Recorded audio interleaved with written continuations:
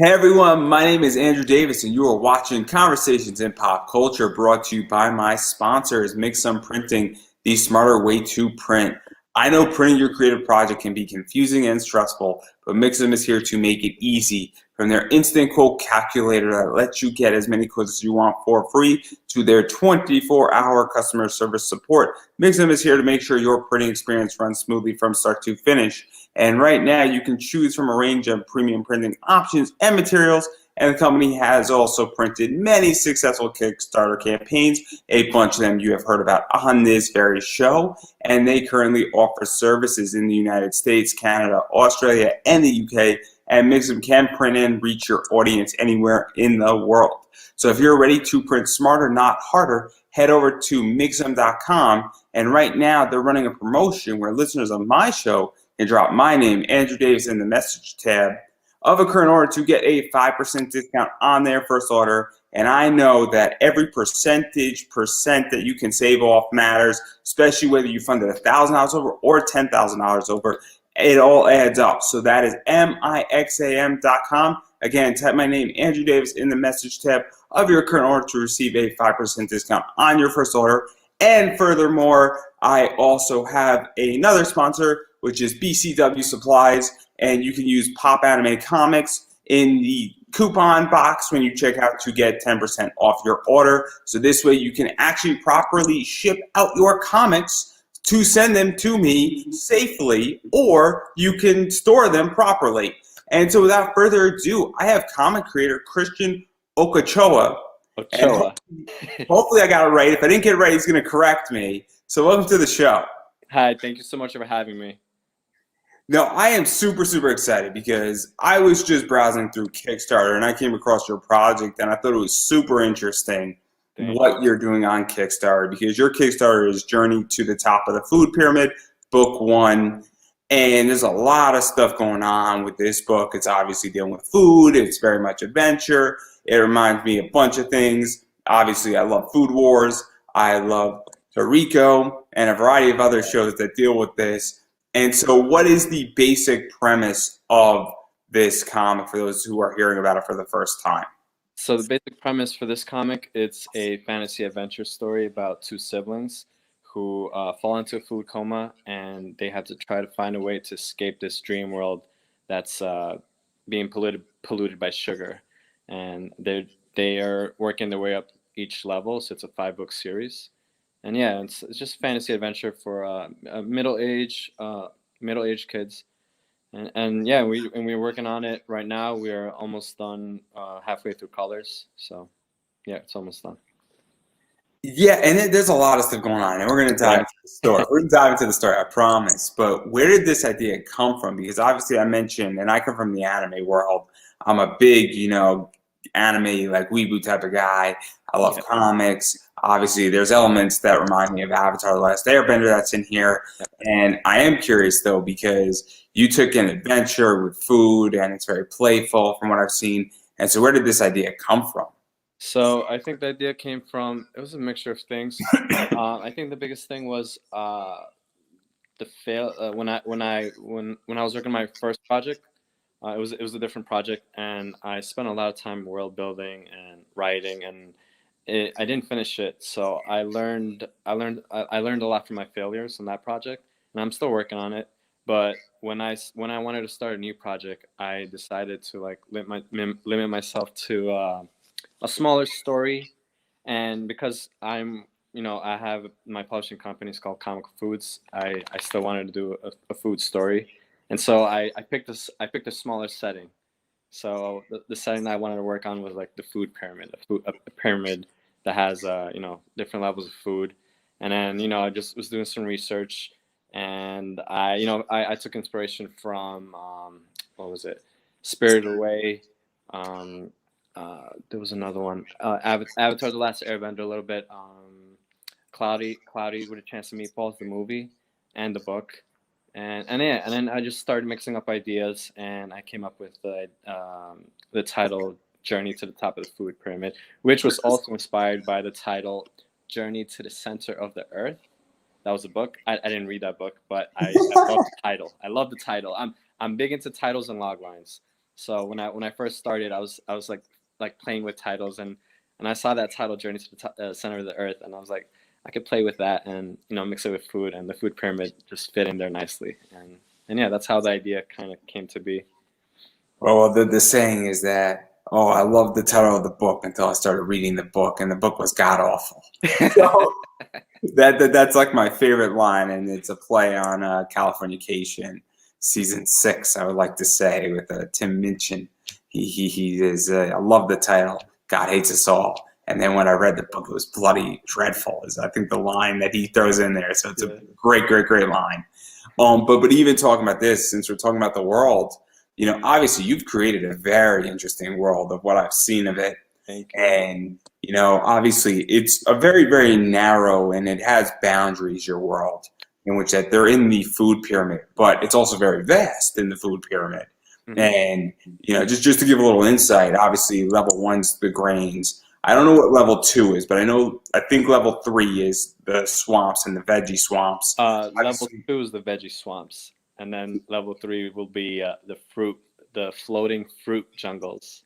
This might help us. Oh, perfect. Thank you. So I divided up into 3 general areas. We got the base, the void, and the top. And the base is just where we find the grain level, and then the void is 2 levels really. You got your swamp at the bottom, and then your floating rainforest. And so obviously it's a very big world, even though it does have boundaries. And so what was that like, really setting this up? Because every level has its own characteristics, and obviously in book 1 we're only dealing with the grains. So I don't want to ruin too much in the other 4 levels. Yeah. But we also know there's a sugar factory at the very top that's messing everything up. And so what was that like, really building out this world? Because each book is self-contained to some degree, but also there's a much larger ecosystem in play. And it's clear, and I don't think it's a secret without ruining too much, that what's happening on level 5 is messing up what's happening on level 4, 3, 2, and then 1. Yes, exactly. Yes. Do you want me to talk about, I guess, how we created that? Well, one of the things that you mentioned is that obviously you've learned from your failures in your other project. Yep. And I'm taking an assumption, and correct me if I'm wrong, that was too big of a world per se that you're still working on. And worlds can get very big, they can get very narrow, worlds can get complicated.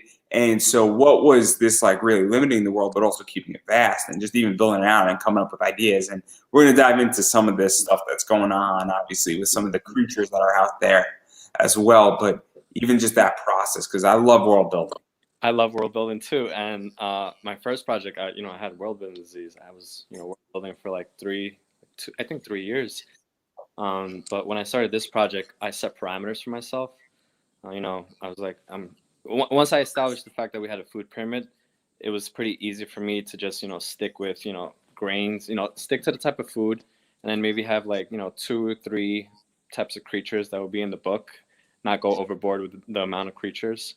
And then I think the difficult part for us was determining what each level was going to be, because, if you look at the food pyramid, you have your grains, vegetables, fruits, meats. At the very top, you got sugar and oil.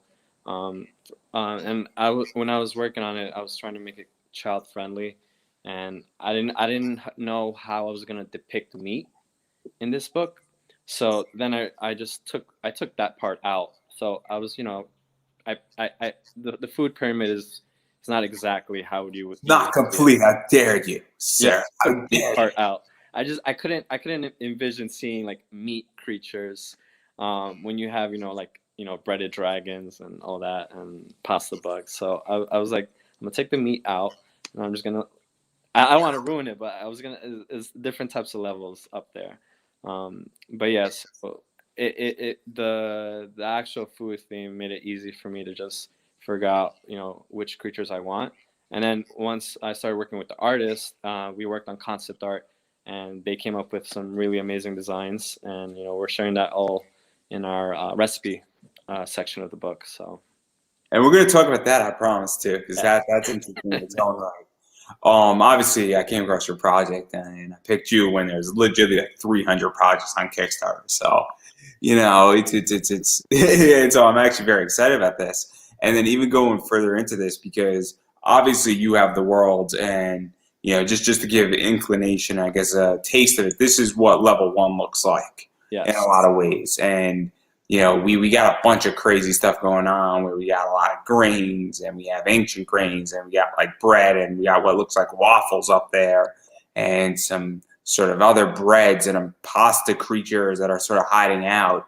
And even what was this like really building this out because obviously you just don't have on level 1 in the food pyramid, you have a whole ecosystem within just the grain chamber, Yes. let alone anything else. I mean, you got a predator dragon thing going on. It's kind of a crazy just world inside of itself.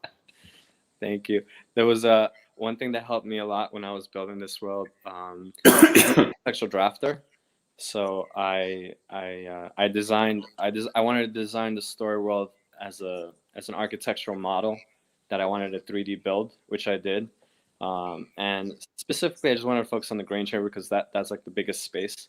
So I 3D modeled a lot of it in SketchUp and Revit, and that helped us a lot with background, and also the concept artists use it as reference.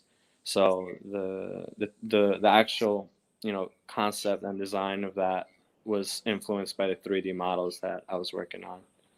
And then even to give further insight as well, because these are what like the pasta bugs look like, Yeah. and obviously they're cute little creatures, and obviously they do have predators, and they sort of hide in the grains, and all sorts of interesting things going on with them. And I think this is another scene that they're involved, and that's kind of what's going on where they're hanging out, and they play a critical role, obviously, in dealing with and processing grains and consuming certain things and making, I guess, grain stuff happen. I don't know anything about food, guys. It's not my thing. I know how to eat food, and this week I am eating a bunch of food.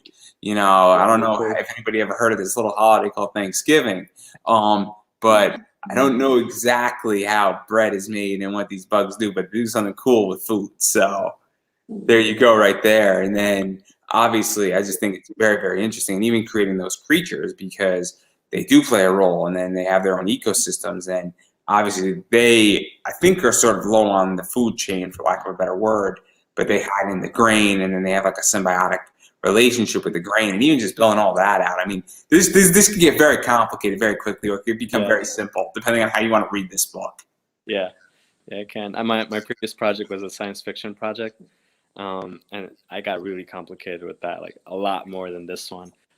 This one was a little bit more easygoing and fun because I didn't have to think about, I didn't have to go too deep into the how the ecosystem works and all that. Like I went a little bit in there, but not too much. I just wanted to, be playful, have playful designs that were visually captivating, and the concept artists helped a lot with that. I'm really thankful for my team for helping me come up with these great designs, and yeah, but this project was a little bit more fun for me. It was coming up with cool creatures, and they just go up each level, and you got new creatures on each level. And then even speaking about creatures, because obviously we got to talk about what's going on, and obviously the level 5 is the sugar that's coming down, and something weird. Where sugar isn't bad, it's just that too much of it is bad. And we have this, the sugar fairy. And the sugar fairy seems like it'd be fun. The sugar fairy is giving you sugar. And it's, obviously giving both these main characters, which we're going to get to in a second, sugar. And it's sort of got a sugar stinger. And it's a little bit buggy. And it gives these 2 kids, 6 sort of magical sugar cubes, but I don't know if this sugar fairy is so good. I'm not too sure about this one. I mean, just I'm just saying here. So what is this like, unless you don't want to talk about whether the sugar fairy or sugar fairy bug is good or bad? because something's going on with level 5, and I'm presuming the sugar fairy is up on level 5. I'm presuming here. I could be Yeah. wrong, but I'm So- presuming. Yeah, I could talk about a little bit about it. So there's there's sugar fairies. There's more. I mean, there's gonna be more of them. There's a sugar fairy queen at the very top, and then she has they have a factory up there. And this is the first. They're gonna meet a sugar fairy in the beginning of the pyramid. And they're gonna act like a guide. And I don't want to spoil anything else, but that's pretty much the gist of it. And Because the magic. the cause and effect is this little thing being down below. And this little thing is an oil serpent, and obviously this is a sort of top tier creature on a level 5 position. Yes. And it's doing it in a level 1 position, I think. Yes. And so obviously this is an invasive species to level 1. Yep. And something's wary that this thing is on level 1 when it doesn't belong on level 1. And clearly this sort of sets, I guess, the tone. And I'm purposely leaving it vague because I don't want to ruin too much. But that sort of, I don't think that's giving anything away too much. But the reason is why is it on level 1. And you're going to have to go read the book to find out. So there you go. That's your selling point right there. And then this leads us into the question, because this is really setting up the environment. And then we get into the 2 kids. And obviously we have Ansel and Basil. And Anise. Wow, I'm really bad at reading today. Clearly. Anise and Basil.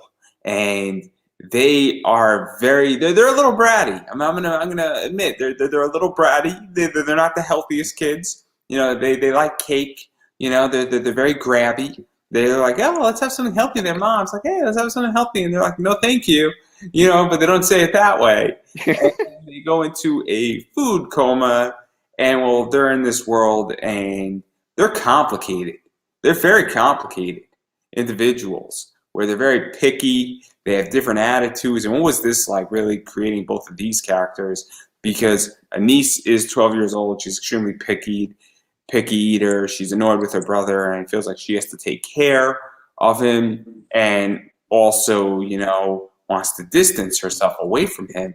And what was that like creating her? Because while she shares traits with Basil, she's also very different. She doesn't like bugs. She doesn't like certain things. She doesn't like pasta. And so what was that really like creating her? Because it's fascinating. It was hard. If there's one thing I have trouble with, it's characters. I'm more of a creature person, but thankfully I'm working with co-creator Curtis Clow, and together we worked on the characters. And I think the first thing he was telling me was we got to figure out these characters' goals and what their problems are. So in the beginning when we were working together, we were trying to figure out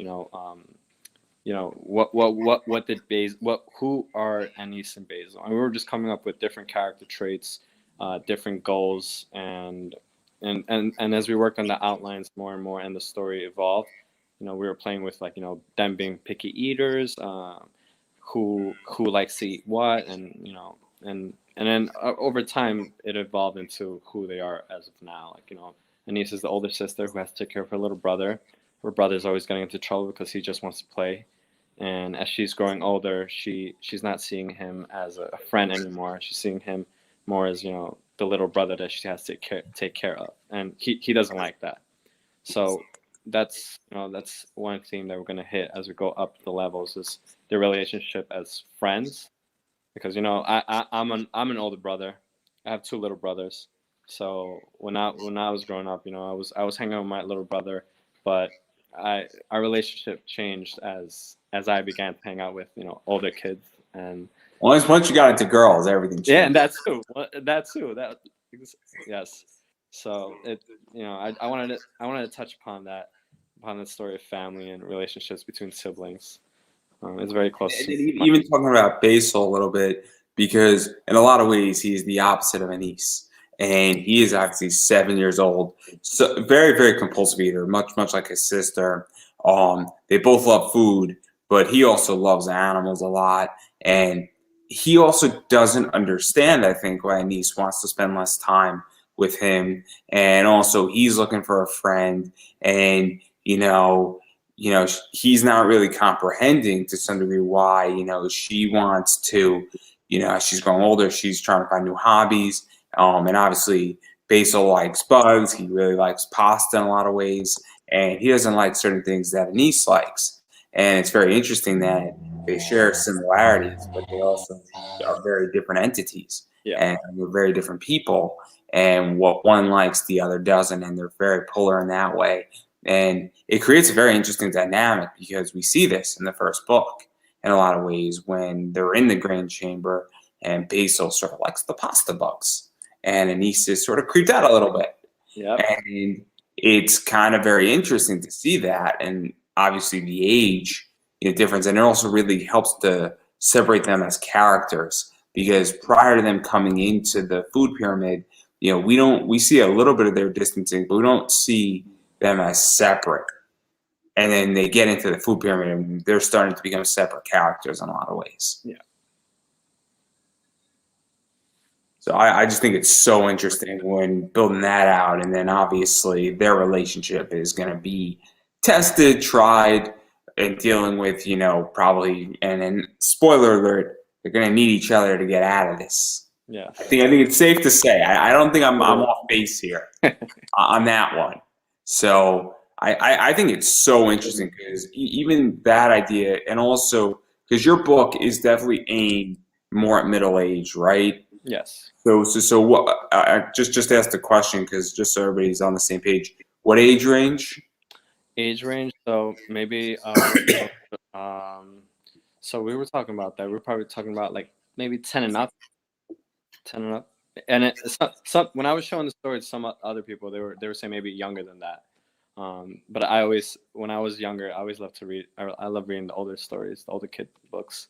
The reason why I ask this is because obviously kids comics are different than adult comics. Yes. And so I'm not going to go give when I have a kid an image book when he's 5 years old. Oh yeah, no. As much as I would like to give him Saga, that's when he's 9. He's getting a copy of Saga and he'll have a blast. I'll give him The Walking Dead when he's 11. That's a really reversed order position, by the way. Don't do that if you're a parent. Just don't do it. Wait till they're 13 and give them Saga when they're 13 and they'll be fine. Yeah. Give them The Walking Dead when they're 11. It'll prep them up for Saga. But I'm joking aside here. All jokes aside. The reason why I asked this is that what is that even like to go and build out a kids comic, because it is a different market collectively. It's a different marketing strategy. It's a different, genre. It's a different price point. It's also the idea that I think most parents, I don't think they're opposed to comic books. I just think that they understand that comic books have gotten a lot more adult. And how do you sort of build trust with that? And obviously I'm sick, so everybody has to bear with me. I have a cold, not COVID. I have a cold. I want to make that crystal clear. My voice is hoarse.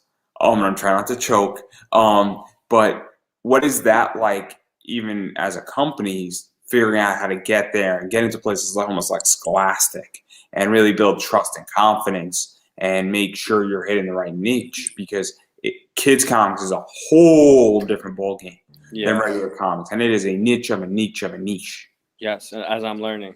This is our first book. This is our first launch. So I remember when we were writing it, there were some scenes that I felt we couldn't write, especially during the action scenes. There were a few scenes that I wanted to show. Like you can't kill anybody off. I mean, yeah. For creature stuff, I was thinking of like creatures getting eaten or something. I've seen it in other books, in other middle grade books, where I've seen death scenes of creatures. So I was like thinking about doing that, but then I didn't. Or I think in our action scenes, like you don't really see any, like you definitely see no gory violence or anything like that. It's more of like magical powers that stop the creatures. But we had to be careful about how we depict the action. This is where I get very interesting. I don't know if you know the show Ruby. I think this is such an interesting conversation Are you familiar with Ruby? Any chance? No, I've heard of it though. Is it like an anime? Yeah, it's an anime, Yeah, I think and the there's. first two seasons were, sort of, cute, all ages in reality, pushing the line a little bit, but nothing that nobody can't handle. Yeah. But then at the end of volume three, it went a 180 and it aged with its audience. So if you started at the age of 10, it aged with who you were by the time you were 13. God. And it's very rare that a show does that and it tears up. And Ruby has gone dark. So I started watching Ruby. They're on volume 7 or 8 at this point. So 8 years ago, I want to say 7, 8 years ago. So I started watching when I was 21, 22. So I was already at the age where it was dark. But if I was 12, by the time I was 15, it would have been age appropriate for me. And it's so, I mean, this is something that I'm curious about because obviously kids are smart. Kids are getting way quicker information. Yes. Just to give a position, the word sexy, when I was in, sixth grade was like a no word, right? It was a bad word to say that, and now, there are sixth graders who that is nothing to what they're saying. And so obviously kids are becoming educated and more exposed faster. And so what is that like saying, hey, where are the lines drawn? Because when we were reading kids' books, I guess where I'm going with this, and I guess I'm thinking on my feet a little bit, is that what we viewed as tame, because I'm 28, I don't know how old you are, but what we viewed as tame for a kid's book today wouldn't even cut it past anything. And a kid our age, if we were reading a kid's book, would just be like, well, what is this? They're expecting more to some degree. And so how do you figure out where those lines are? I don't know if I'm asking the question the right way. No, I mean, I don't know. I'll have to see when the audience buys the book and gives me feedback on how It's a complicated question. Yeah, who's reading it and what age range they are. But yeah, that's a tough question. I mean, that's a tough answer to figure out as a creator, as a publisher. I don't know where it is. Like this is a problem, which I'm obviously not a parent yet, and I don't have kids. I don't have a girlfriend at the moment. I can't wait to have children. But this is a concern that obviously I'm thinking about. And, when I look at audiences and things like that, and obviously I want to write a book at some point, and I don't really know where I'm going to be writing my age range in, but I'm very curious where lines are drawn because everything is getting so blended as of lately that it's very, very complicated. And I don't know how far you can push something. And, when we look at kids' books, I mean, one of my favorite books is Oddly Normal, and that's a kid's book. But, obviously things have to age with their readership. And while you're doing a 5-issue series, it's not as bad as if you're doing a 40-issue series in a kid's genre. And that's a whole different ballgame. Yeah. And so I just find this is so interesting because I don't know anything about the kids' comic market. And it's something that I just find fascinating because it's like one of the only areas in comics I don't know anything about. So I find this stuff to be so interesting. Yeah, from the research, I think the biggest type of books that sell right now are the graphic novels. But as a creator, as a publisher, you have to have the budget to be able to afford to pay an artist to tackle such a huge project. So, and at me being a small publisher, I went the comic book issue route. And yeah, but I see on the market, you got these huge graphic novels, these one story told in one book, and they're selling that, and their market's, the middle grade kids. So even to talk about this, because this is one of the debates that's going on right now, is that obviously companies like Zenescope are going into $8.99, 72-page one-shots. I know a bunch of other companies that are doing one-shots and doing longer form content. I am at odds in the comic community because people are like, it's a 64-page graphic novel. And I'm like, no, it is not. A graphic novel is 120 plus pages. Don't BS me. with something as a mini graphic novel. There's no such thing as a mini graphic novel. You could have a nicely bound, book bound one shot. I'll give you that. I have nicely bound anthologies. I have Action 1000 is technically a bounded graphic novel. Technically, it is. It's a square bounded book. That's fine. I'm all down for it. But if you're telling me that an 80 pager is a graphic novel, I'm telling you, you're full of it. And in response, you could say it's a nicely bound book, it's a collectible book, it's a hardcover book. That's fine. I'll give you all of that. You could say it's a published work. It is not a graphic novel. It is not a graphic novel. In my view, it's not. It could be a published book. That I can grant you. Because I could go publish a book full of blank pages and call that a book too. Technically speaking, you could.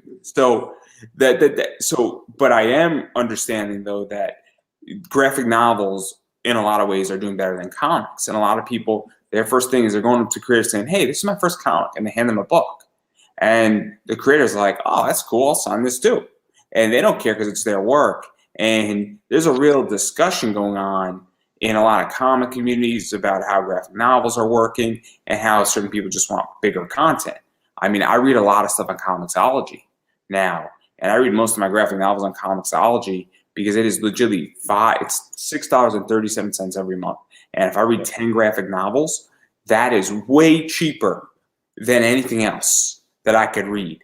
And for $6.37, not to mention that I feel no pressure if I don't like it versus going to a library or going to Barnes & Noble and picking something up. So obviously, how do you feel about that? Because you're obviously in the comic market, but also if kids stuff is selling in graphic novel format and comics are selling in graphic novel format as a publisher, I mean, that's got to be a tricky place to be in. Yes. I mean, that was one of the reasons why I focused so heavily on the recipe book part, because I knew that with a comic book issue, you know, you're talking about maybe 24 pages. We're doing 32, so you know, going a couple pages over. But you know, 32-page comic book issue. I wanted a bigger book, and I didn't have the budget for you know a longer story. So we focused on really just documenting every little thing of our process. So you know, going back to my publishing company, Comical Foods, the brand. I want the brand to be known for you know telling great stories and sharing our process, which we're calling recipes. So and that's one way we're trying to you know differentiate ourselves from the market. Just focusing on food is one, and the other one is showing our entire step by step how we created it, and not just how we created it, but like how we built the team, how we came up with the idea, how we you know designed the book.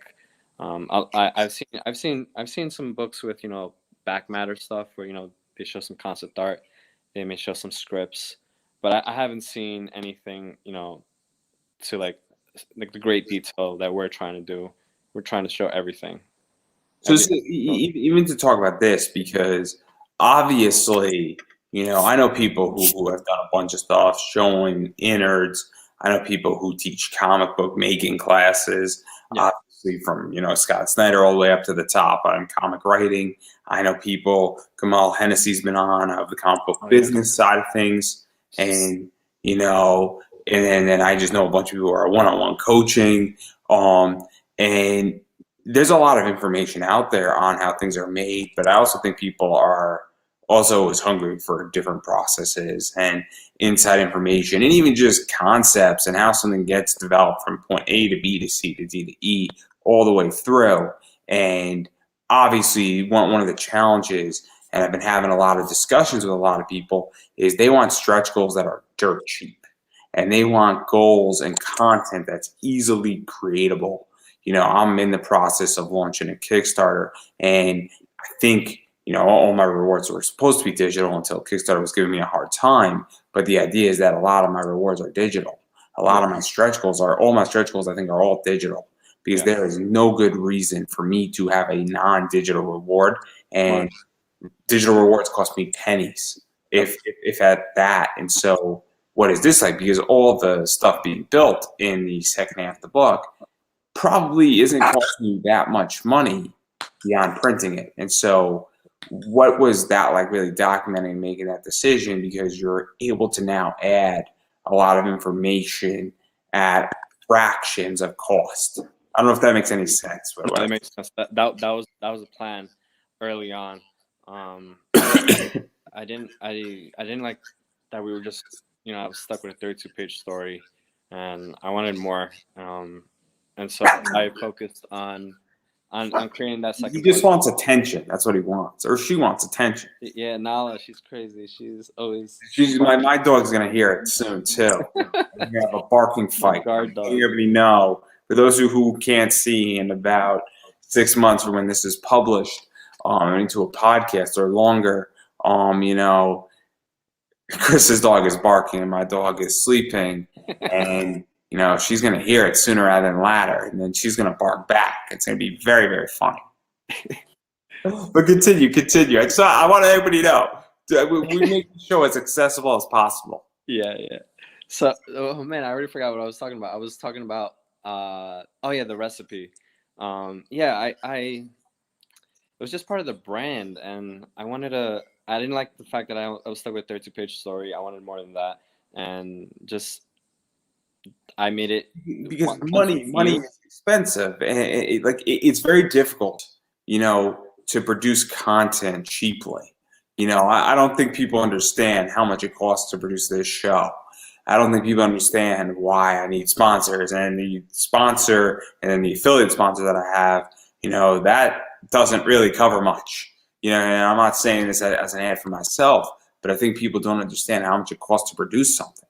Yeah. And anytime you can produce additional content for legitimately pennies on the dollar, it is so crucial. If I'm to publish every single note and how to build an interview, and if I was to publish my entire interview library of all the questions that you could pull out, I mean, that's already done. And maybe I should make that a reward, because that's a fascinating entire template of, I could probably have 150 to 200 documents, and you probably can build interviews based off of my questions and use them as templates very easily. And, and so I just think it's very interesting. I think it's important as well, because obviously from a marketing standpoint as well, now you can offer just a regular book in a lot of ways. You could offer a deluxe edition. You could offer certain things. Excuse me. You could offer a variety of different positions and packages essentially with this, and it definitely, gives a lot of flexibility, and it changes what type, because maybe, I don't know how far you're planning to go, but you could very well just print the 32-page if you're going to a very kids-friendly position. But if you're going to maybe more of a 15-year-old, where 15-year-olds are around at a con, and it's just a higher population due to data, maybe you want to print a bigger thing. Or, you have kids who are sort of caught in the middle, and that, you want to market to sort of both groups in a lot of ways. Yeah. No, you bring up excellent points, and that's I like that I have the flexibility to be able to come out with different products. The one thing that you were definitely right about was it costs a lot. I mean, the amount of time that went into this was a lot. There was a lot. It's not even so much time. It's I've been doing this for forever. I don't know if you looked at the graphic I built. It says, podcast host, comic book investor. I have been investing in comics for almost 10 years now. Oh, wow. And so I buy and sell comics. I do a lot of stuff on that, and I outlay a lot of capital. And so I've been around finances for a while, and I'm quite good at what I do. And I don't want to go into the entire details of that, but it's the idea that I don't think people understand when you're producing a comic. It's a lot of people are not artists. A lot of people don't have an artist who's sharing equity.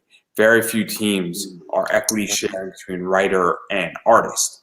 My friends over at Livid Comics who do a show, they are a writer and artist owners. So they don't take a salary. There's no page rate for John or, Joel, to do pages and write. It's they own the company, versus you had to pay an artist. It's you paying an artist, you paying a letter editor if need be. I don't think you as the writer and as the publisher is taking a page rate per se at the moment. But if you're working on somebody else's project, you might be. But and then there's a bunch of other stuff, cover artists and all that stuff.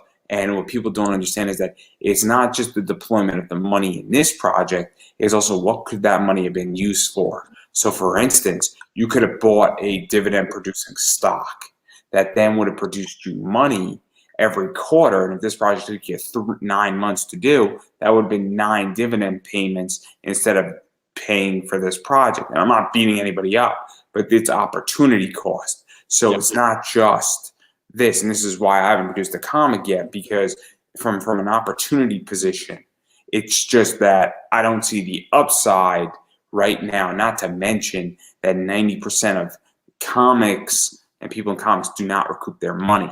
And I see a bigger problem coming down the road where I see this post at least once a week where you said, I used to have more money 5 years ago, and then my question to them has always been, well, when did you start producing comics?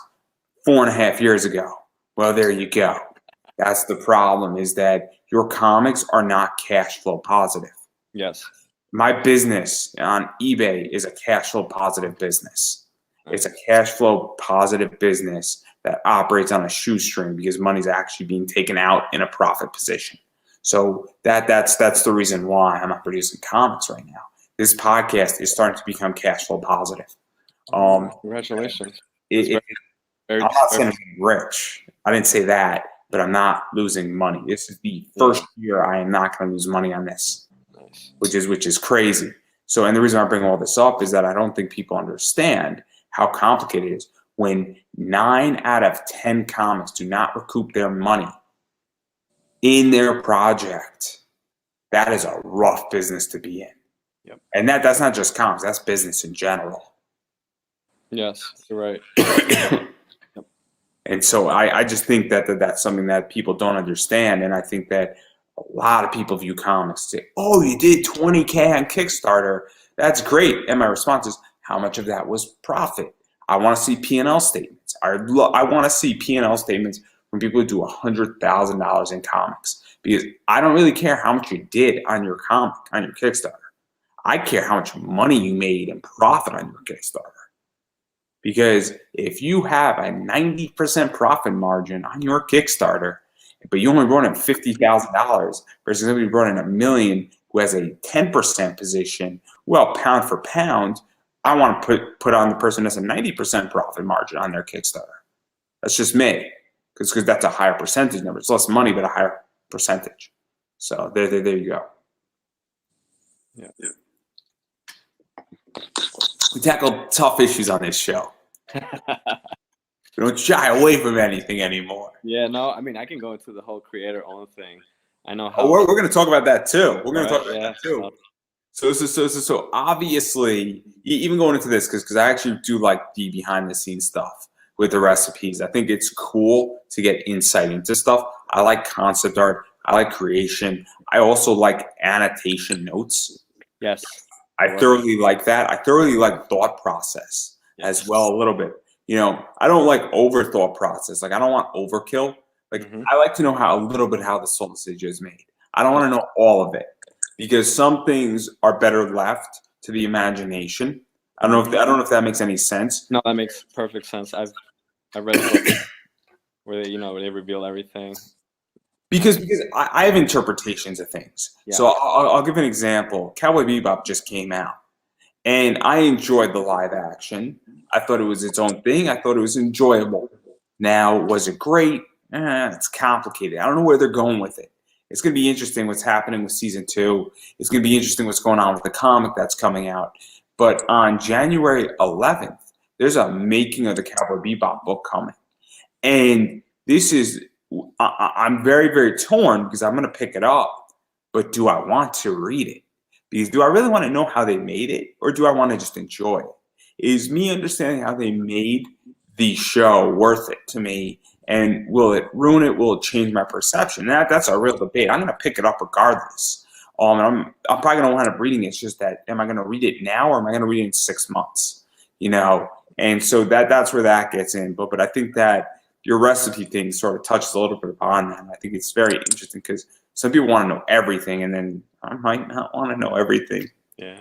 So there we go on that. But and we're going to get into the creator-owned stuff because I think that's important too, because you are a publisher, first and foremost. And you're not the only person that I know that is a publisher, is also a writer, is also an owner, you know. And so what is that like?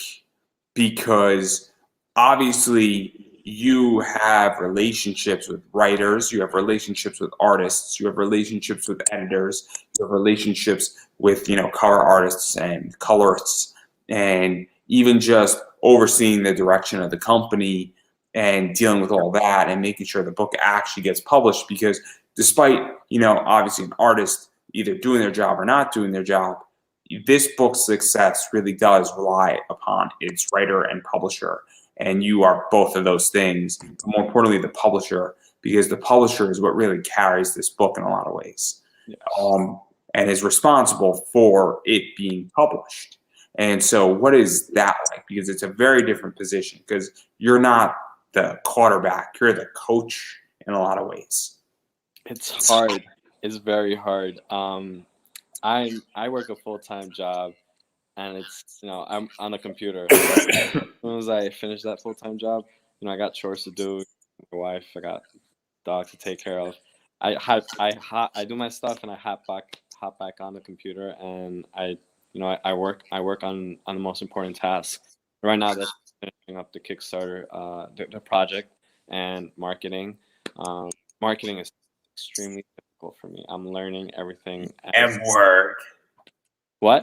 The M word. Yeah. Oh, it's. I'm gonna have a solution for you in February. You're gonna love me. You're gonna give me 20% in February. I promise. It's crazy right now. So it's very difficult as a publisher, especially as a one person company. This is a single member LLC. So See, look what your dog did. My dog's not barking. This is your fault. Sorry about that. It's okay. She's a princess. But yeah, it's hard being a single member, you know, LLC publishing company.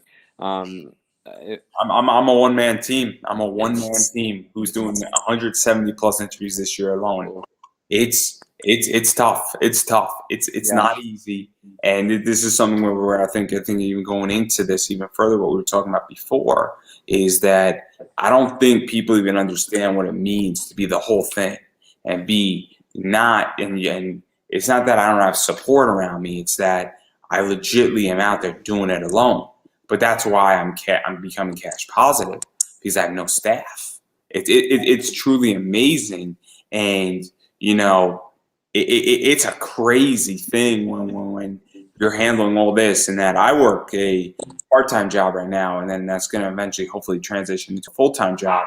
But I go out there, and I used to work a full-time job, 40 hours a week, and then I'd be doing this, and so I know exactly what that looks like and what it takes. And I don't think people understand that, like, you get up at, you know, maybe 7 in the morning, you make breakfast, you get to work, you work from 9 to 5, maybe if you're lucky, you work 8 to 4, you know, but you're working 8 hours, and then, well, you come home, you got to take care of whatever you got to take care of, and then, you know, you got to get back in. I'm sick right now, and I'm doing an interview.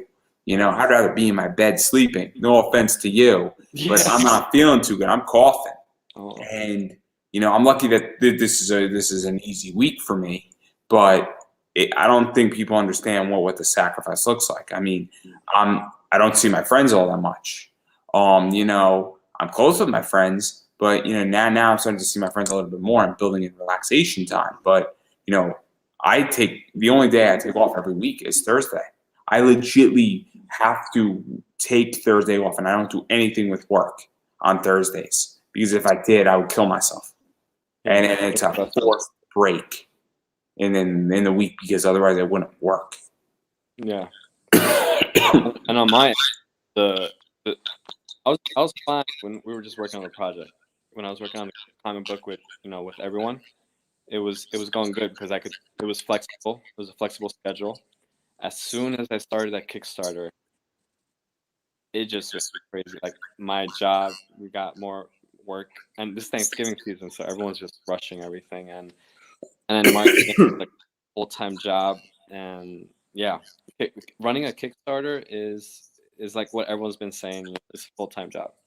So I got a full-time job and another full-time job, so it's a little stressful, but I'm fine with it. And You gotta keep going, otherwise. and also it goes to the idea, even with Kickstarters, that there's also the idea that you're running a Kickstarter and you don't know if it's going to be successful or not. Mm-hmm. Excuse me, my throat's killing me. I'm going to make myself another cup of tea in a few minutes after we're done here. I promise everybody, I'm going to be okay. I'm going to be okay, everybody. I got to get ready for tomorrow night and Thursday. It's a Thanksgiving tradition.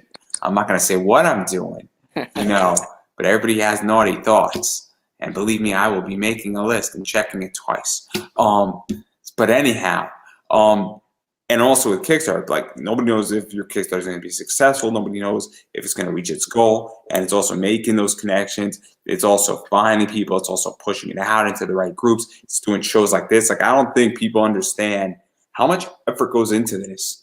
And, even people who run Kickstarters, I don't think they fully understand how complicated it is. I mean, this is my, I think, 8th year doing interviewing, and now systems are just being built in. And I'm building a lot of infrastructure. And I mean, I built my Kickstarter that got denied a bunch of times, and I'm figuring out if I want to even be on Kickstarter. And I don't know if I'm gonna be on Kickstarter. I'm gonna make a decision in the next 6 days or so. If I want to do Kickstarter, or if I want to do what I really want to do in February and make millions. But it's the idea that it's a lot, and it's complicated, and it is hard. It is a brutal sport.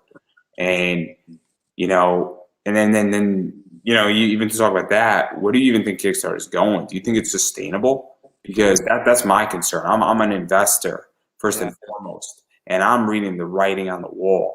At least that's how I view it. And I get flack for this. I get attacked by people who are a lot bigger, who disagree with me, but they're also running a lot of variants. Their Kickstarters are built on variants. And I'm a variant guy. I like variants. I make money with variants. I make money with exclusivity. But I'm also saying, hey, the writing is sort of on the wall a little bit, at least the way I'm seeing it.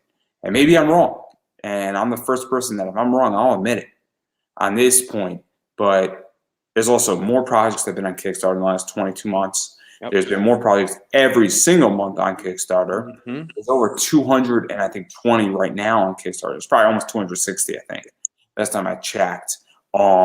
And it is brutal out there. And so do you think it's oversaturated? Because let's be realistic, there's only so much money that goes around. I right now have $277 in my bank account. Mm-hmm. So I'm not backing every project when I have legitimately no money in my bank account. Yeah. And I guess it's for people. Yeah, I think you're right. I think you're when I was in there was a lot of competition. There was a lot of creators out there, and the same thing. I used to back a lot of Kickstarters, and as passed, I was like, oh, that looks cool. That looks cool.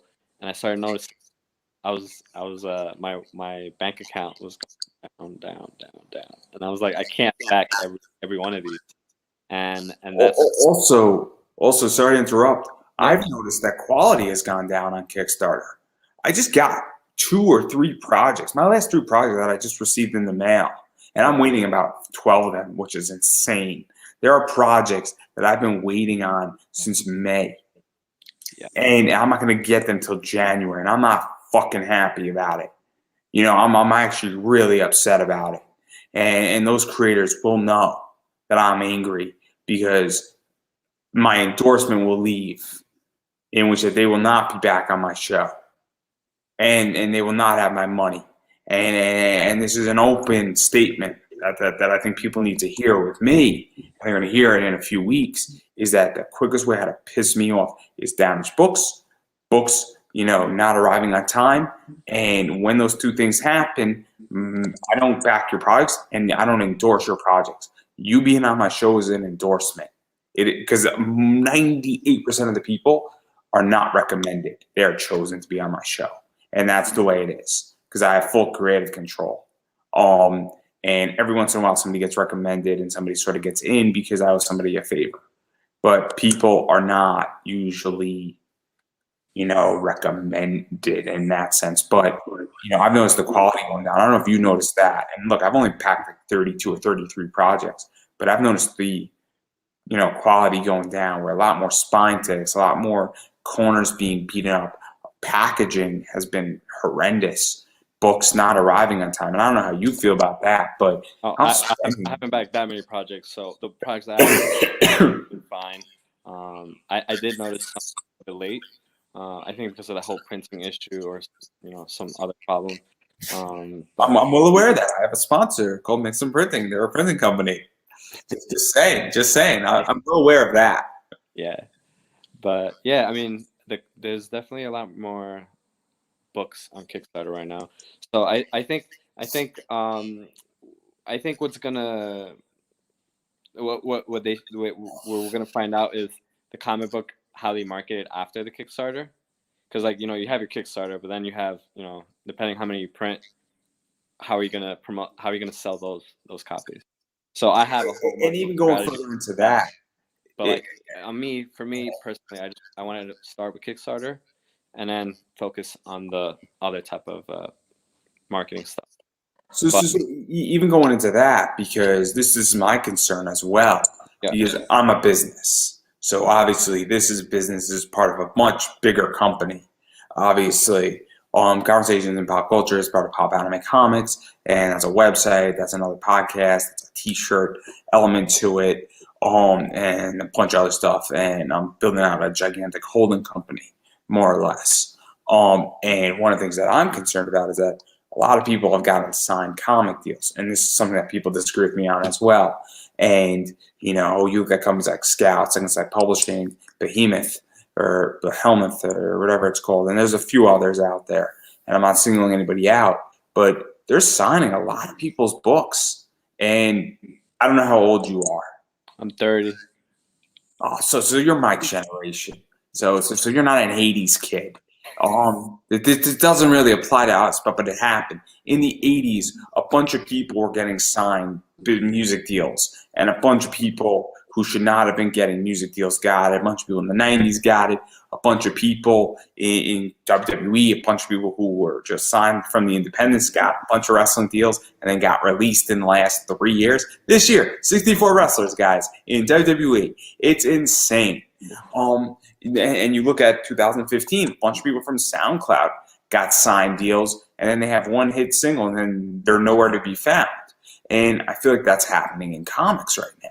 And I get a lot of flack for this, but it looks that way, where it looks like, and maybe this is just how I'm seeing it, maybe I'm wrong, and I hope I am, but it looks like a bunch of these companies have a lot of money, or they're taking risks, saying, look, if we sign 20 books, we're going to make or break even on 18 of them, or we'll lose $500 per book on these 18. We'll take the hit, but if we get 2, and we'll make $100,000 on each of them, and it won't be a wash. We'll be up 40 grand as a business, and then we'll just keep reprinting it, put it into a graphic novel, and then the other 18, we'll get 3 issues out of them. Shops won't buy it, and then we'll just cancel it, and we don't really care. We're going to leave our consumers dead and dry and screw up who produce these books, because I feel that a lot of people on the indie scene are getting signed, and some of them are good, and some of them are not good, and should not be getting deals. Not naming names, not going to say who, because that's not my place, but I think it's a real problem, because I think that's what's going to implode the market. I really think that you're going to have a mass exodus, and you're going to have blood in the streets. I really think that. And I think it's going to be a complicated day, and I think it's actually going to be very much what happened in the 90s with comics, just on the indie scene. Got it. when I was working on the game, I was focusing on like in the beginning I wanted to do it quick, and I realized how much time goes into it, and I was like, you know what, I'm just gonna go and try to make the best story as possible. And it's been, we've been working on it for like a year and a half, 2 years. I'm not saying that to be discouraging. Yeah. I think what needs to happen is that, because I think one of the problems, I think you have sort of a mentality where I think a lot of people don't understand. You need a story, you need a concept, you need something of substance to bite into. Yes. And I think that's what's going on. I think that's a failure here in comics right now, and I think it's a failure collectively. I don't think it's an indie failure. I think indie has a little bit more of it, but I also feel that a lot of books don't. I mean, I look at a bunch of books and I'm like, where's the story? I don't get it. And I come from the world of Zenescope. I come from the world of Scott Snyder's Batman. I come from the world of things like Bang Tango that are out there. I come from, like places like Kanto and Teen Titans, and when Jeff Johns was writing. So I would like to be, establishment, a little bit off establishment, I guess you could say it. I've read a bunch of Image books that I thoroughly enjoyed, like Thief of Thieves and a variety of other things. And that's my whole thing, is that like when I'm reading an indie book, I'm like, I don't get it. And there's other books that I get instantly, Yeah. No, writing is difficult.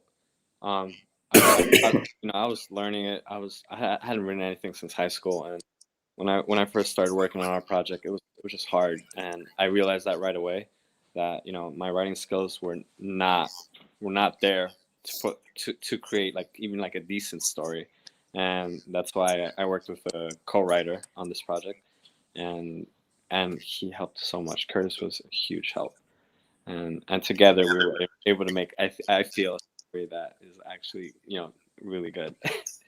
But yeah, when you're working on, especially when you're working on your first project as a indie creator, it's very hard. Like, you're gonna be learning as you write. I mean, this is my first project. This is my first comic book. So I mean, I don't know when I'm going to write a comic book, but I have a very rough outline and a very rough storyboard outline for a project I want to do, and I'm going to enjoy it, and I'm going to make bank on it because I'm a businessman first and foremost. I am not a comic book writer or a comic book creator. I am a comic book businessman, and I'm a businessman first and foremost. I'm an entrepreneur, creative entrepreneur. Very much so. Yes. Where my entire company and what I've done in the last 10 years has been based with a monetary position first and foremost. And just because I'm creating something doesn't mean I can't make money with it. So I think that's a big problem as well right now, is that I think in comics people don't have infrastructure in place.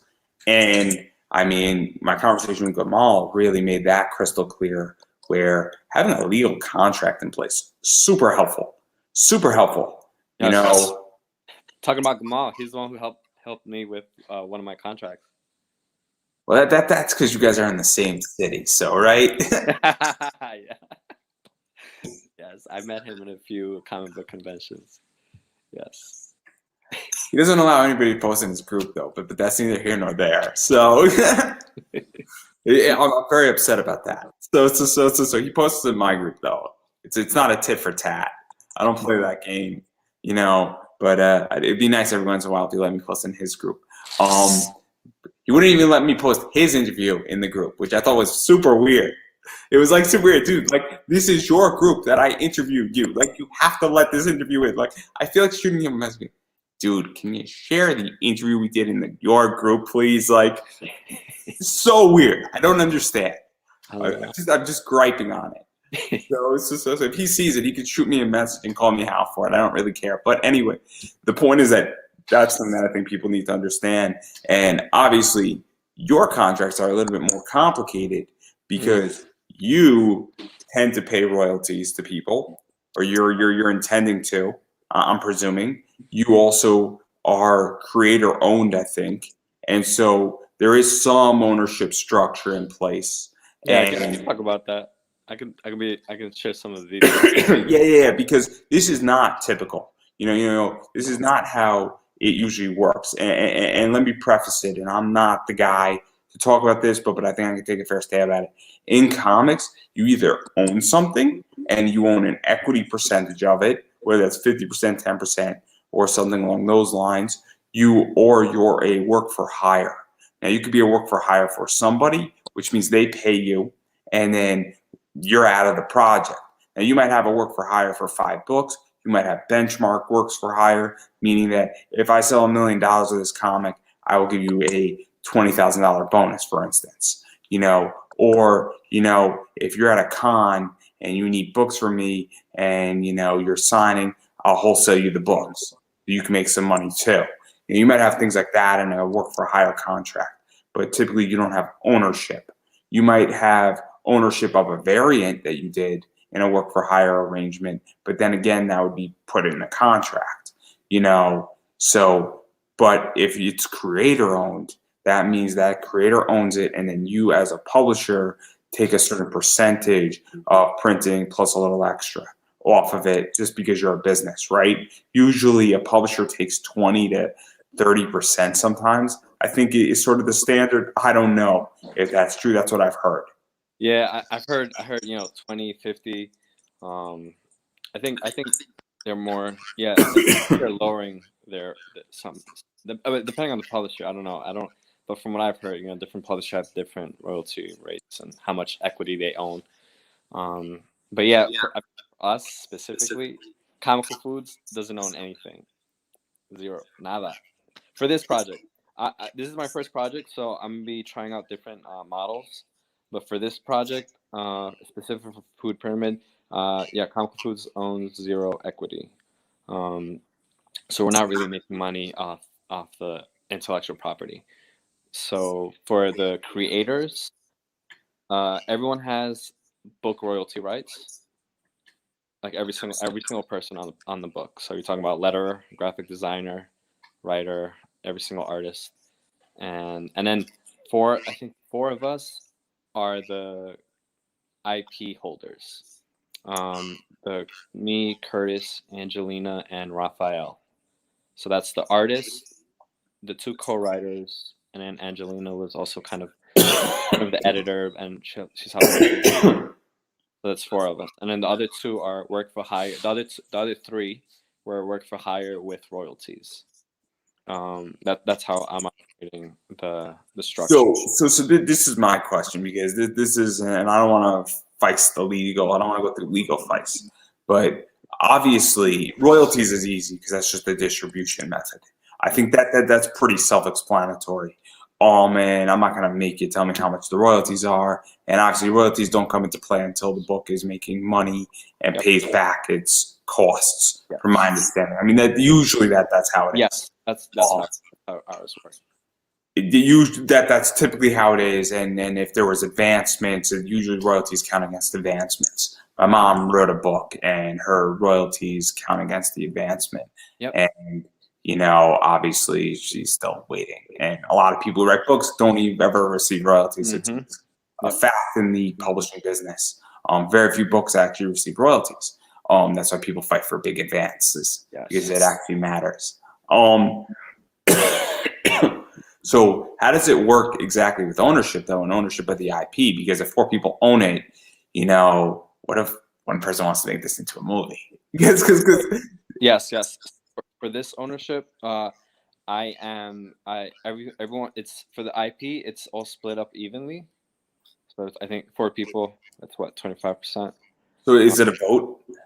No, for this one, it's have final say in the business matters. In the business matters, I have final say for business decisions. So what are business decisions? And I'm gonna put this in a very, very simple question. If the artist, because the artist owns 25%, right? Yeah. Mm-hmm. He says, "Hey, I just want to do a print, and I want to do a 100 print run." Is that a business decision? Or if he wants to say, "Hey, can we do a 25 metal card run, for instance, so I can put it on my table?" Does he have the ability to do that, or is that a business decision? I see. Okay, that's a good question. I think anything that involves, like, I guess You don't have to answer it if you don't want.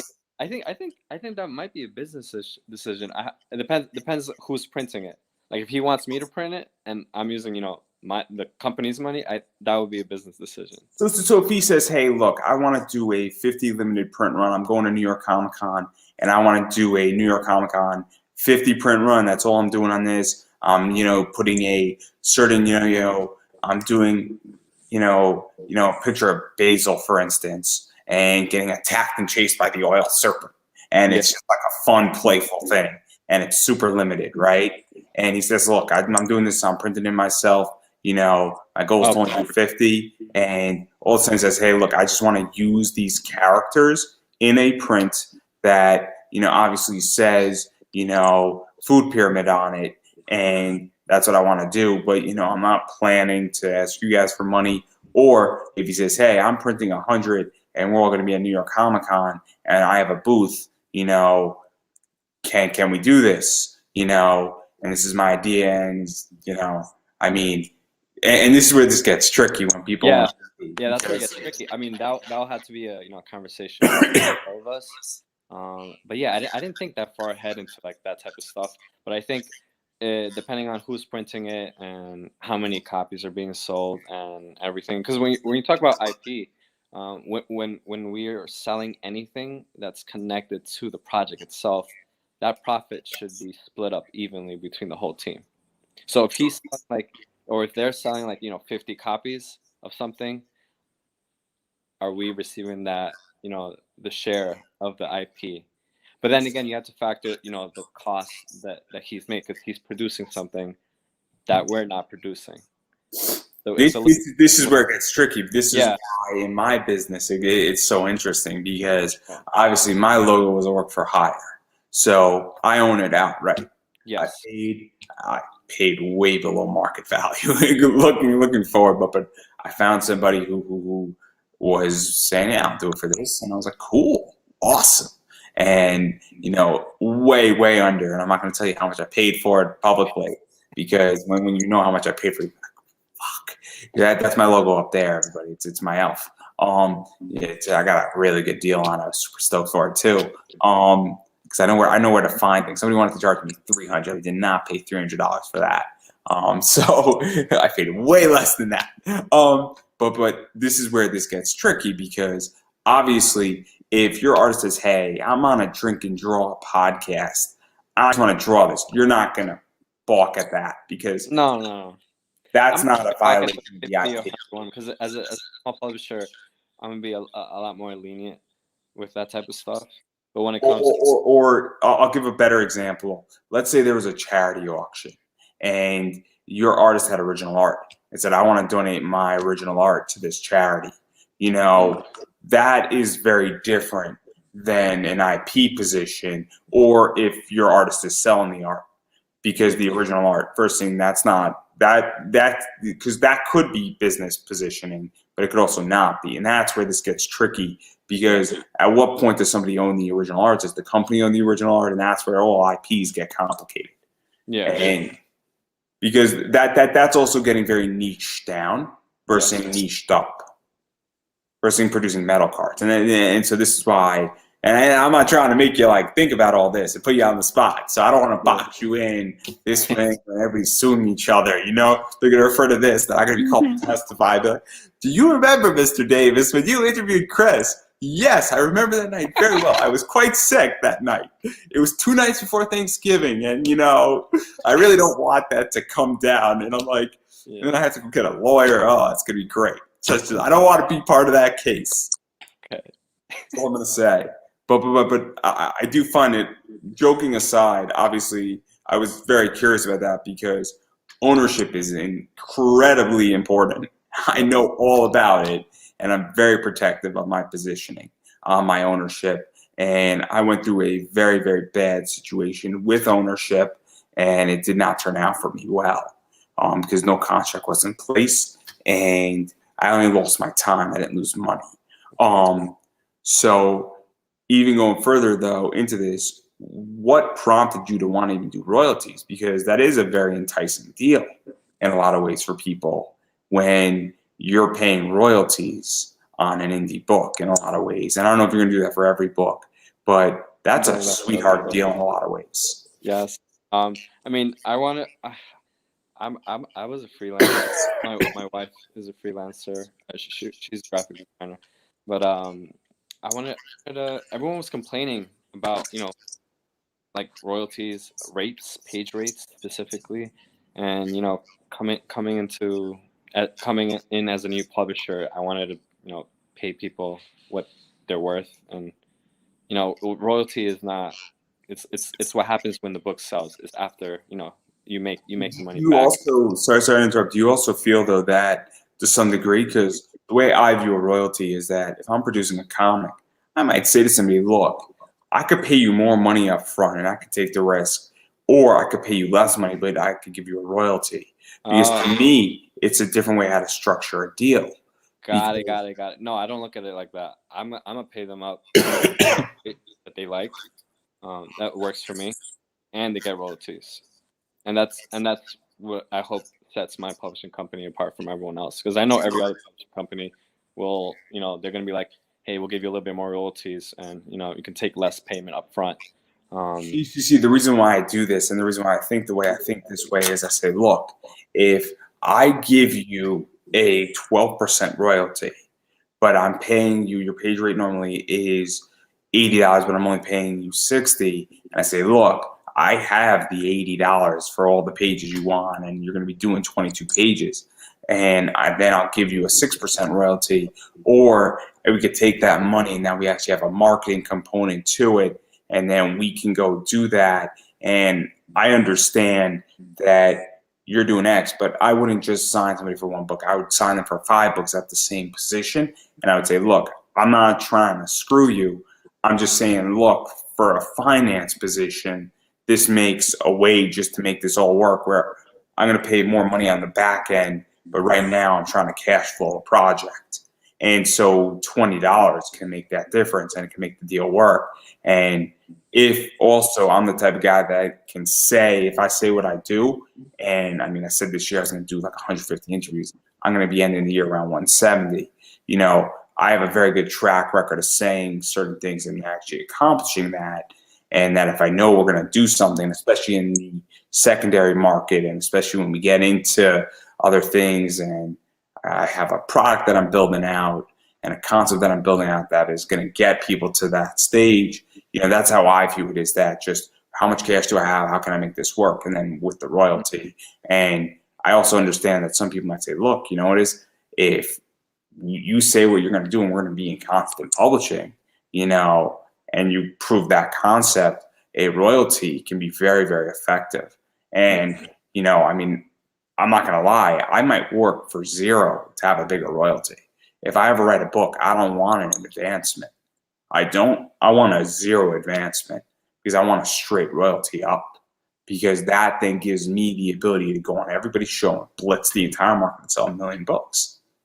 Because that means I'm going to get a straight royalty, and then once we reach benchmarks, typically royalties sometimes increase, and that's what I would put in my contract. And that's how I think of it. I think of it more in perpetuity versus, and I find value in perpetuity versus equity. I'm a dividend investor. What can I say? It's so my nature, and that's why this is so interesting to me, because I don't want to pay people what they're not worth. That's not what I'm saying. But I also understand that I think long term, and it also, to me, is also a test saying how much you believe in this project. That's a test as well. It's a big shit test in a lot of ways. Yeah.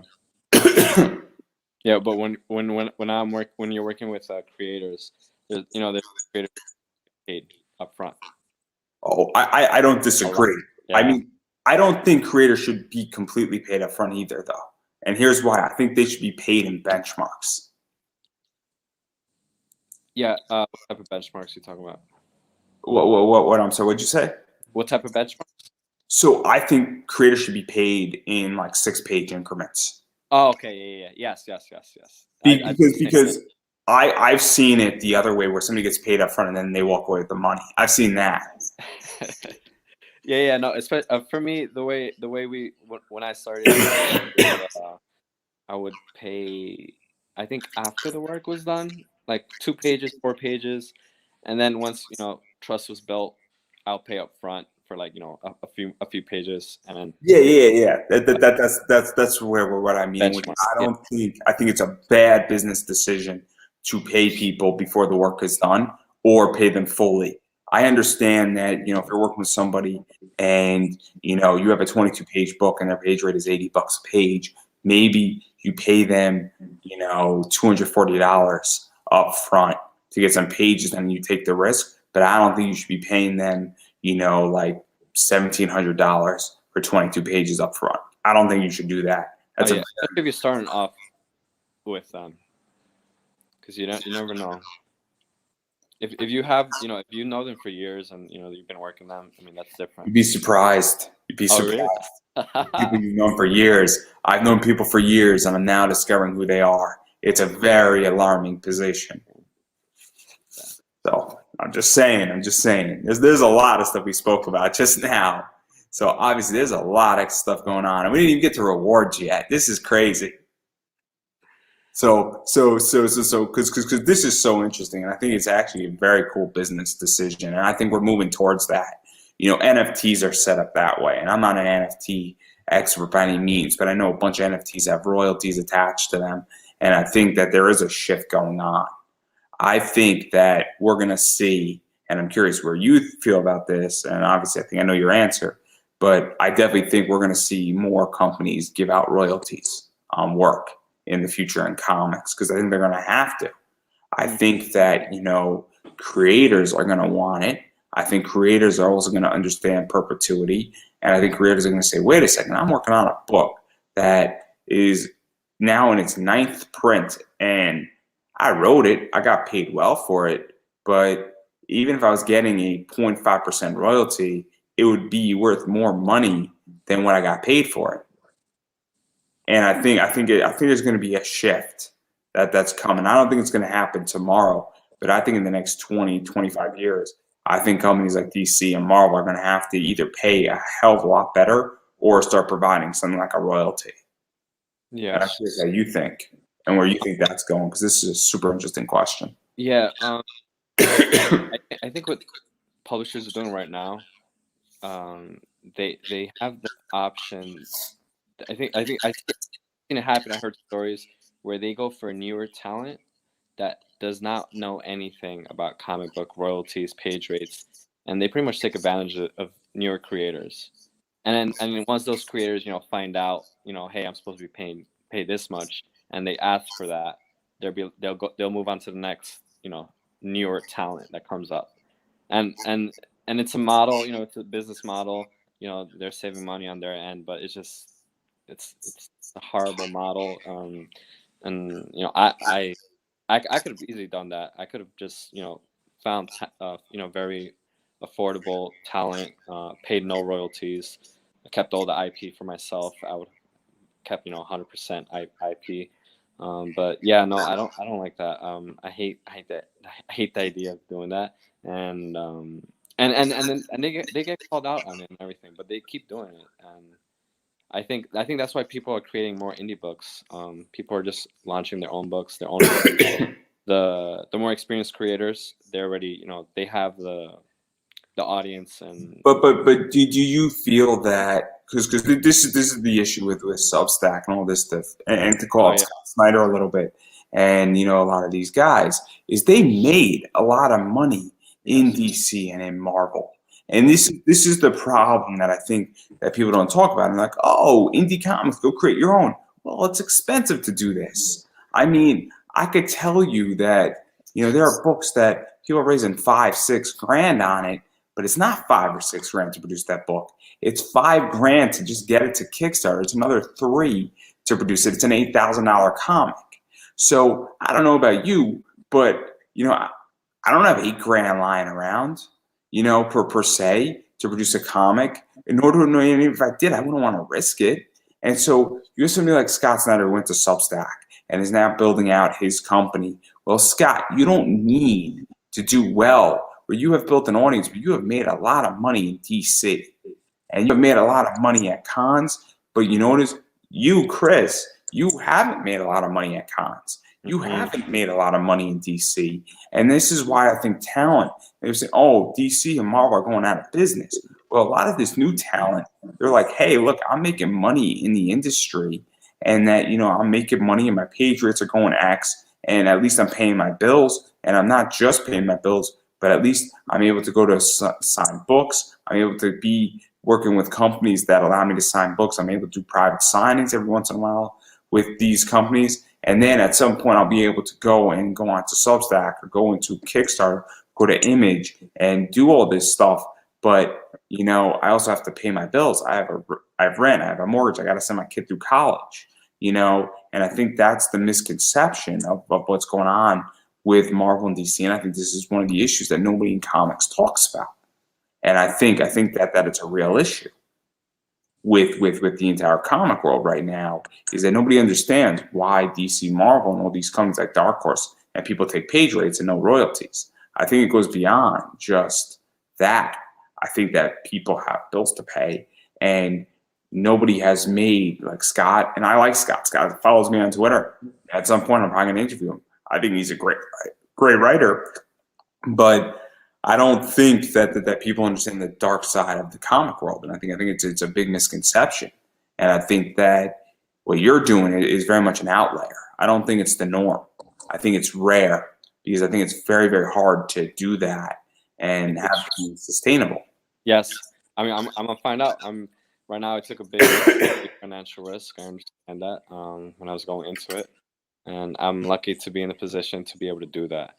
But right now, I'm definitely in the red. Spent a lot of money on this book, and I'm gonna keep spending money on it until I have an idea how much you spend on it. I have an idea. I could take a guess, and then I could be in the ballpark easily. I know how much art is. I know how much printing is. I know how much colorists are. I've been around for 8.5 years at this point in this business, and in interviewing comic people and understanding it on both the top level, the bottom level, and everywhere in between. So I know exactly how much it costs. I know exactly how much it costs to print a book. So I'm not gonna pretend here that I know it's expensive, and producing a comic, just on Kickstarter, with printing and all that stuff, it's pricey. It really is. But anyway, I do want to talk about rewards. So obviously you can get the 32 digital story, just the comic. Obviously you can get the story and the recipe book digitally. You can get a physical copy of the book. I believe this is how one of the covers looks, which is super cutesy, super fun. I do like that. And then I don't think you had any other photos I really took off of your Kickstarter. Yeah, we're working on that right now. We got new rewards coming up. We got some resin rings coming. So obviously you have the Kickstarter exclusive cover. You got a coloring book package. You get acknowledgments in the book. You get a hardcover copy of the book, 10 copies of the book. I guess that's a retail package position, some original art.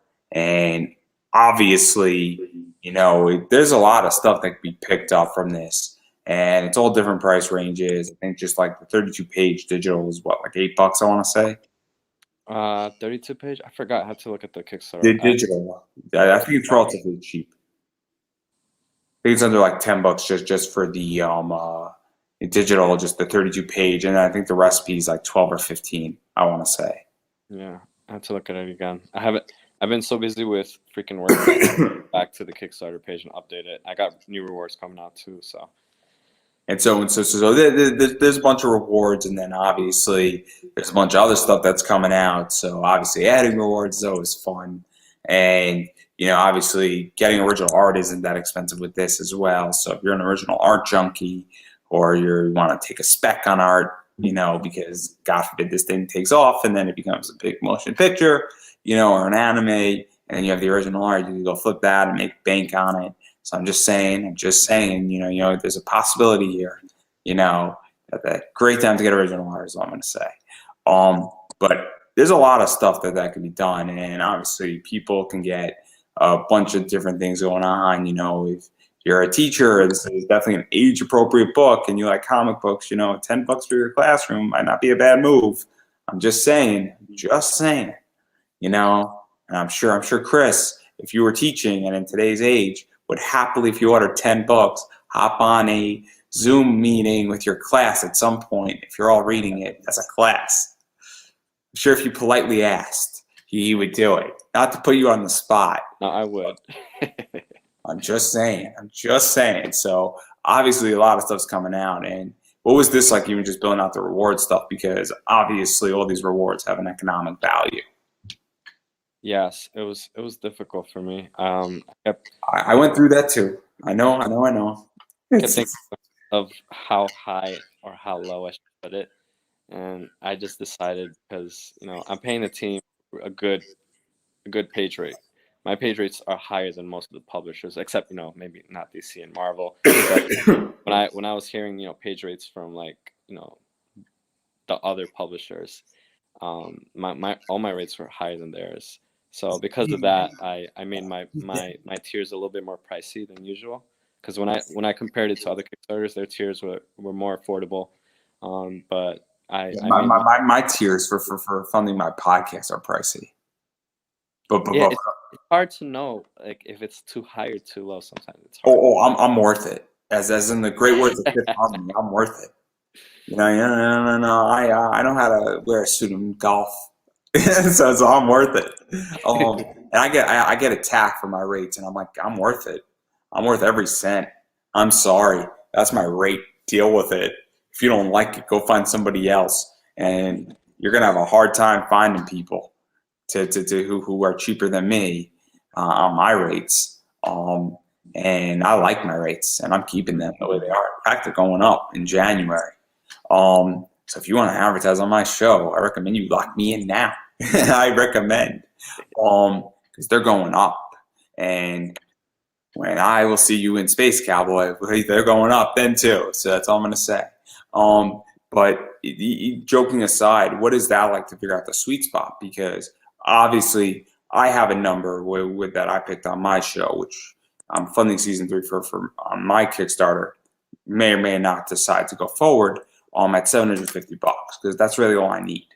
I actually need less, but I figured it's a safe number, and it's a safe number to be taken seriously, and it's also attainable because if I'm going to do all this work, I want to at least fund, and that's how I view it, is that I want to at least fund, and I think it's going to be a bit of a struggle the first round, but I do want to fund.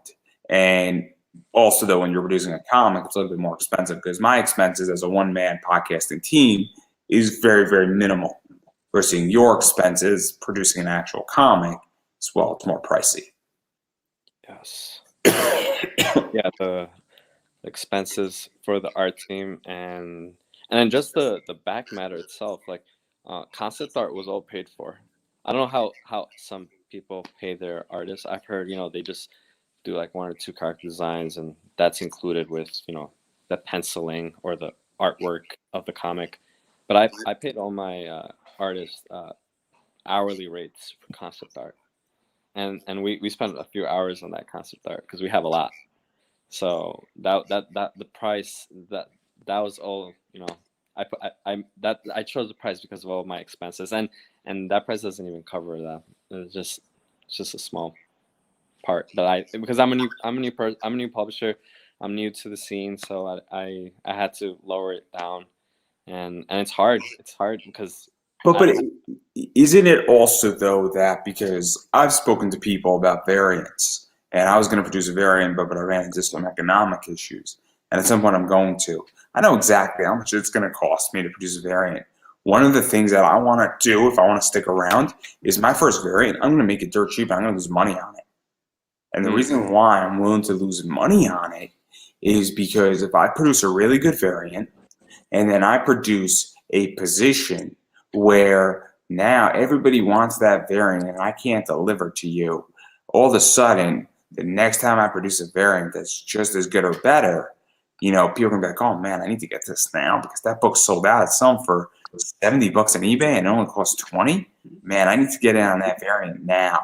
And that's something that I understand because in the long game, if I want to be around for 10 years, who cares if I lose $300 a year on my first variant, then I lose 100 on my second, but then I make 300 on my third. I just broke even. Then on my fourth, I'm making 500. And then on my sixth, I'm making 500. And then all of a sudden now I'm making 500, 500, 500. and then you can raise it up to 600. And then all of a sudden, after 5 years of that, and this is something that I think is business mentality, where who cares if you're in the game for life if you lose money in your first year or your first 2 years? Who cares? I mean, companies don't have to be profitable technically, if they are going to be in the game. Like, I'm now becoming profitable. It took me 8 years to get here, but I'm never not going to become unprofitable unless I die from this cold. But that's something that I think people need to understand. So I don't think it really matters if you're going to do issue 2 and then issue 3 and then issue 4, and then this becomes very much the flagship for your company. If you lose money on the first one, if you can weather the storm financially. Yes, that's the thing.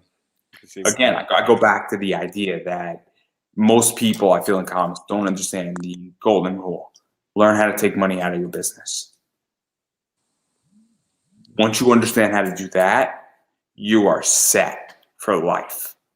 Because if you know how to build a business, and even if it's only producing you $200 in profit, if you know how to take money out, you're going to be fine.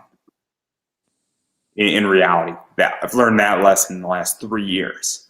Great lesson to learn. It's arguably the most important lesson I will ever learn in my life. The second lesson is learn how to invest the money you take out of your business. That's the second lesson. Once you know those 2 lessons, you're going to be fine for life. But I digress. Obviously, we covered a lot of ground. We spoke about a lot of stuff. I really just want to go here. This is what I'm going to be doing on Thanksgiving. Just letting everybody know. That's my plan right there.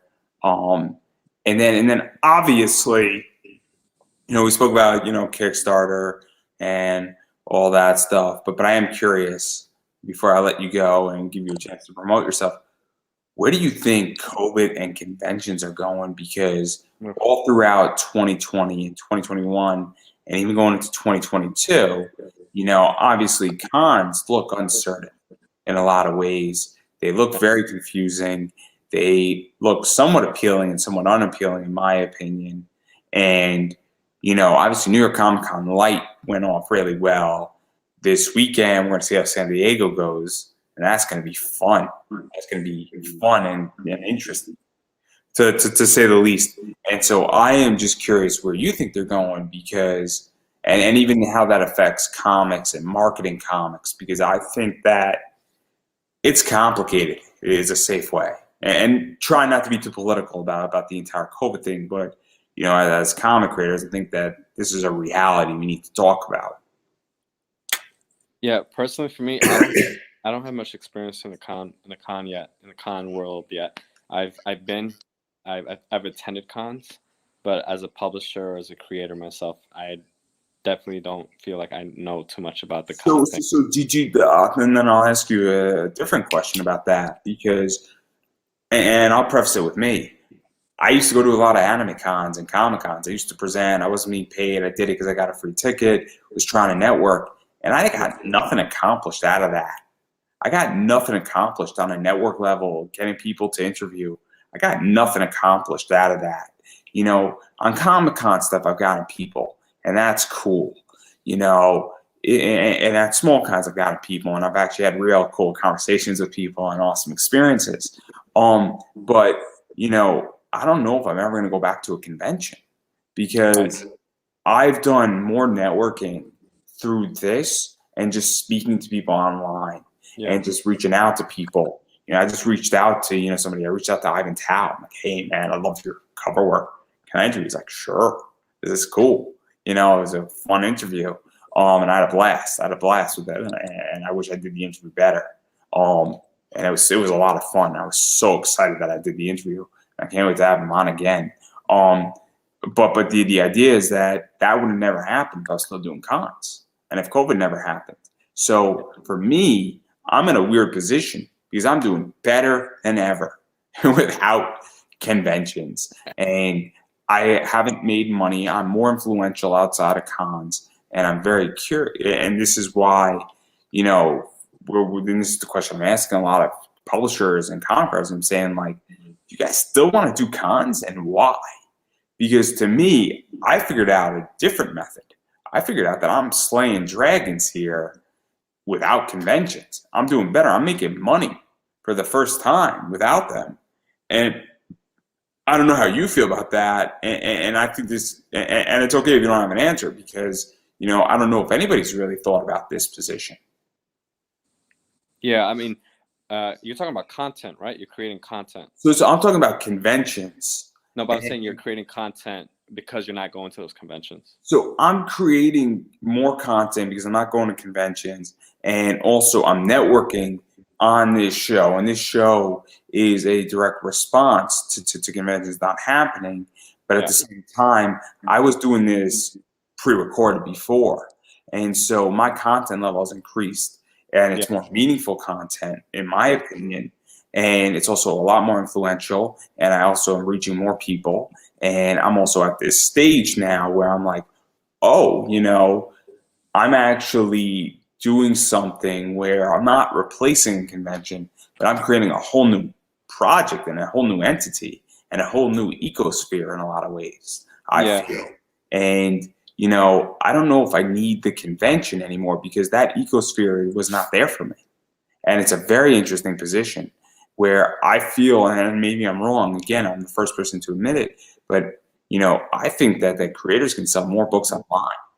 I don't get why somebody wants to be at a table and see people reading their book versus being able to go on eBay, list your books, list legitimately 50 books on eBay, list stuff on Amazon, open up your own website, say to other people, say, hey, Andrew, you got an eBay store. How can we do business? You got a store, you get a lot of traffic, you got your show, maybe you could sell some books on your show. Maybe you could give some books away for free on your show. Hey, look, you're running this, I'll wholesale you 10 books. Why don't you do a giveaway, and I'll give you a 50% discount, and you're selling me books, and maybe you're making like $1 on those books, but you're making a sale to me. And I might be interested in that, depending on the book, depending on who it is, depending on how things can help me. And so that's my whole thing at this point, is that, I don't know if I need the con anymore, because that ecosphere and then I think a lot of creators don't need it, and I don't get why they're still doing it. And I'm curious how you feel about it. No, I like, and I think I would probably think the same thing. I haven't been to a con as a publisher again, so I would like to go to one as one. But I know because of COVID, everyone's doing the whole live streaming stuff, producing content. I'm actually producing content myself. I'm working on YouTube and Twitch right now. It just started. It is hard, very time consuming, especially when you're first starting out, when you have nothing set up, just figuring all that out. But then once you produce the content and once it's up there, you have it forever. People come and listen to it, they get to know you, and that's how you get your audience. And I'm just starting out, so I have a lot of work ahead for me. But I think in the same way you think. I think producing content instead of going to cons is might be better for me in the long run. Also, they have digital cons now. I've been to a few of them where it's all digital. I've been to one, I think it's called Lightbox Expo. It's for concept art and game art, and those are pretty cool. And they have live streaming on their YouTube channel and everything.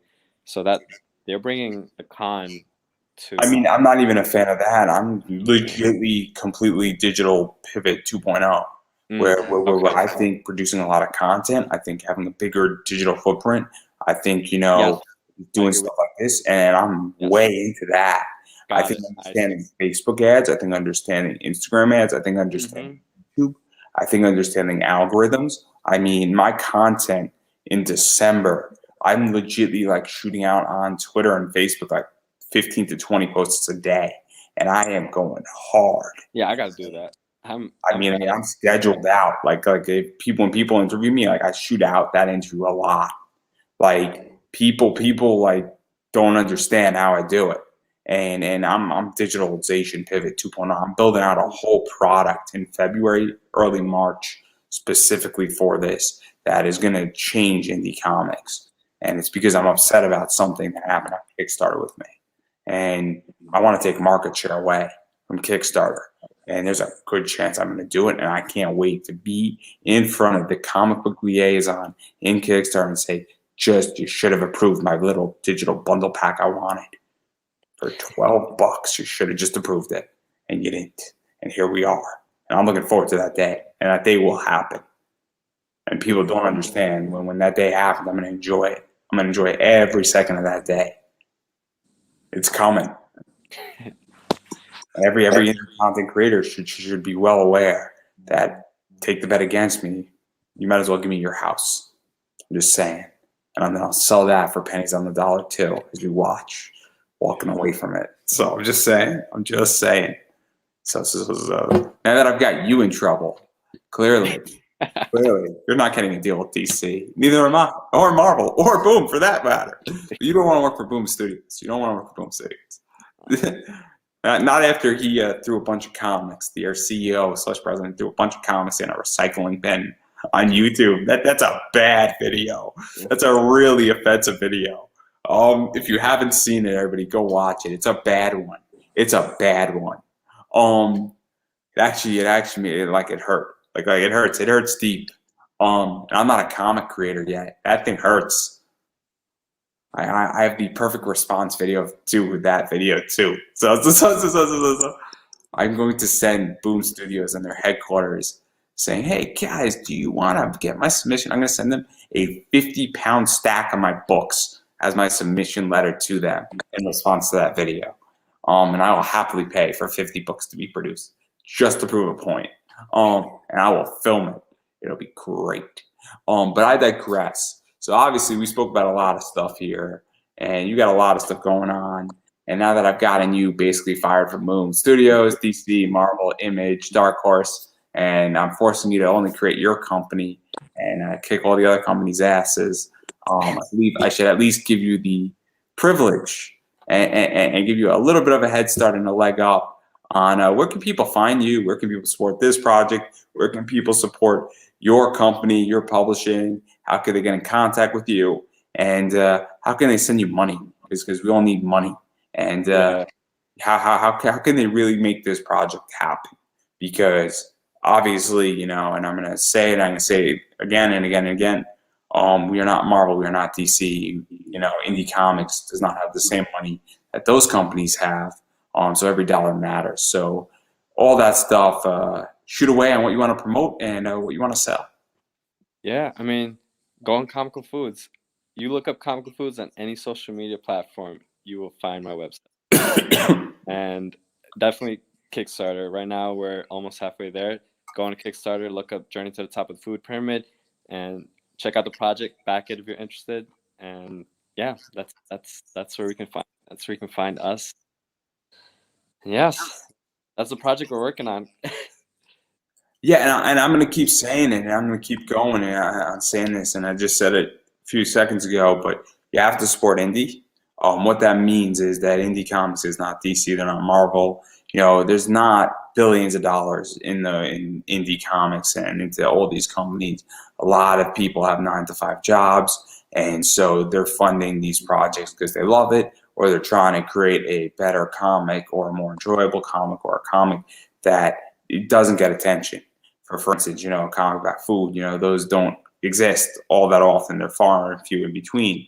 And so what you have to do is that obviously every dollar goes a long way, whether you're back in a digital tier, a physical tier, or the ultimate art tier, or a retail package. It goes a long way, and every dollar helps to make this project work.